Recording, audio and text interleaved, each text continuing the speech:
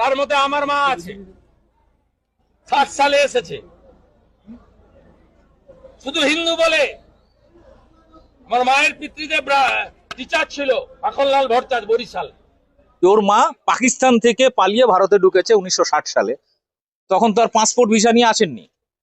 তার মানে শুভেন্দুর মা হচ্ছে একজন অবৈধ পাকিস্তানি অনুপ্রবেশকারী, যার কোনো নাগরিকত্ব এখনো পর্যন্ত তিনি নেয়নি। ফলে আইনত একজন অবৈধ অনুপ্রবেশকারী সন্তান, সেও অবৈধ অনুপ্রবেশকারী।